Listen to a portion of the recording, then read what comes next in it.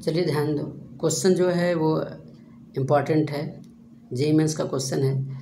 A block of mass small m slide along a floor while a force of magnitude f is applied to it at an angle theta as shown in figure.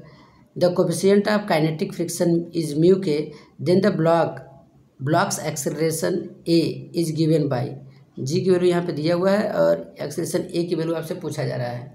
तो question के हिसाब से देखोगे ये जो block है ये क्या कह रहा है, किसी एक ये एम ब्लॉक है, ये किसी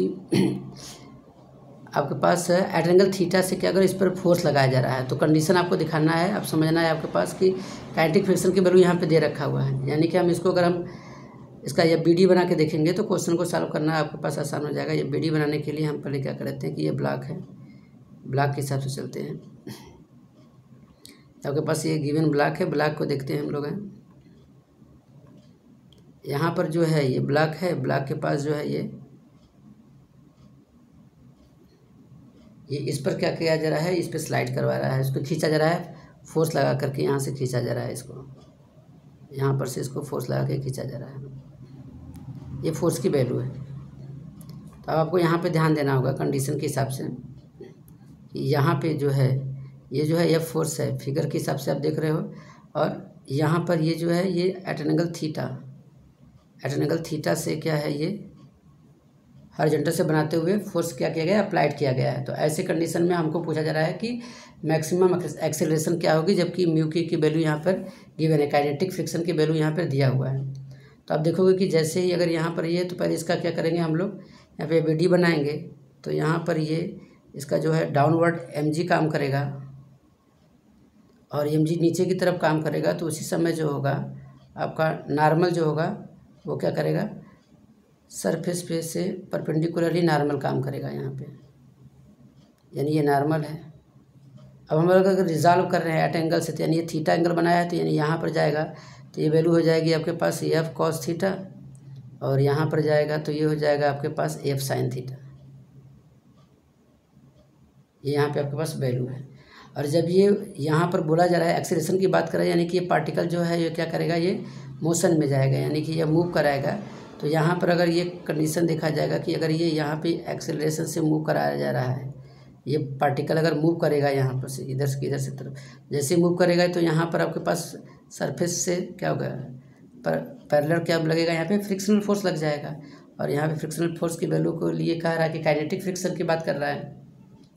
तो काइनेटिक फ्रिक्शन यहाँ पर इसके मोशन के अपोजिट डायरेक्शन में वर्क करने लगेगा। अब आपके को फाइंड आउट करना है ये एक्सेलरेशन की वैल्यू क्या होगी। तो आप यहाँ पर सिंपली क्या करिएगा, देखते हम लोग हैं, रिजॉल्व करके देख रहे हैं, कंडीशन डाल करके नॉर्मल और एफ साइन थीटा एक जगह पे काम कर रहे हैं, यानी ये बीडी से हम इक्वेशन बना दें तो normal plus F sine theta, normal plus F sine theta is equal to क्या जगह, सॉरी यहाँ पर ये एक सॉरी हाँ ये इज इक्वल टू क्या हो जाएगा, एम जी, और यहाँ पर ये आपके पास आ जाएगा। तो नॉर्मल की वैल्यू अगर आप फाइंड आउट करना चाहोगे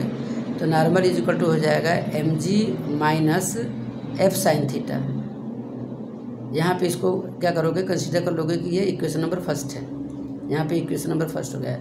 अब आपके पास क्या है, दूसरा आप देखोगे कॉस थीटा के लिए यहाँ पर, तो एफ कॉस थीटा के साथ क्या चला जा रहा है, म्यू के, और पार्टिकल का मोशन इधर हो रहा है।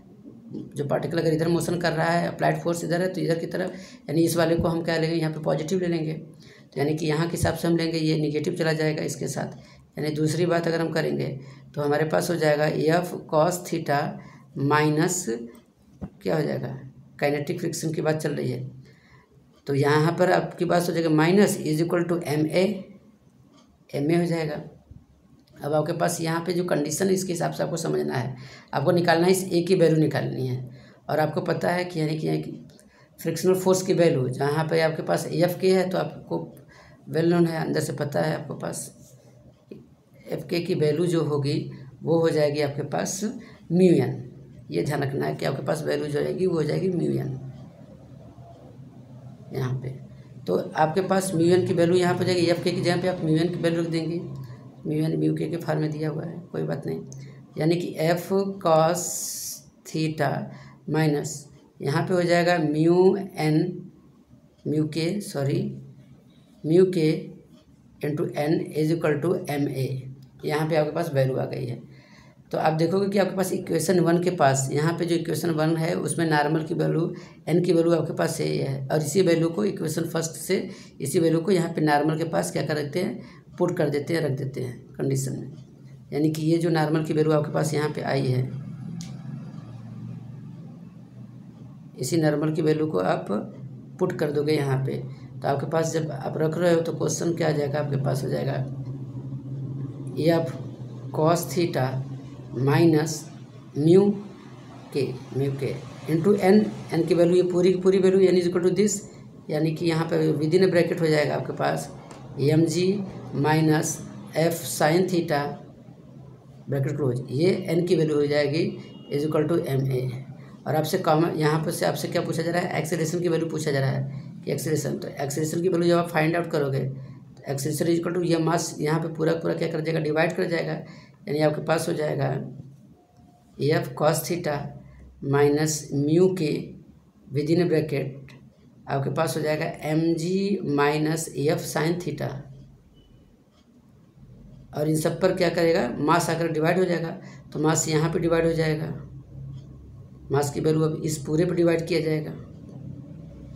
तो यहाँ पर मास की वैल्यू जो हो जाएगा ये तो यहीं पर रहेगा, यहाँ एम से एम कैंसिल आउट हो जाएगा।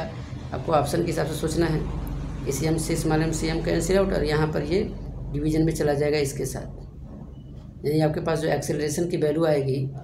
एक्सेलरेशन की वैल्यू आएगी क्या हो जाएगा, अब इसको हम सिमेट्री के फॉर्म में रखते हैं, F by M cos theta minus mu K, और विद इन ब्रैकेट आपके पास क्या हो जाएगा, ये जी बस बचा, जी यहाँ पे एम डिवाइड इसके साथ है तो माइनस है तो इसके साथ भी हो जाएगा, यानी minus F by M sine theta, ये वैल्यू जो होगी आपके पास आ जाएगी। और इसके हिसाब से अगर आप ऑप्शन देखोगे आप तो F by M cos mu G F sine theta, यानी ये जो है ये सेकेंड वाला ऑप्शन आपका सही हुआ है। तो ध्यान रखोगे, क्वेश्चन अच्छा है, बस इसमें एन की वैल्यू को फाइंड आउट करके आपको रखना था। ओके।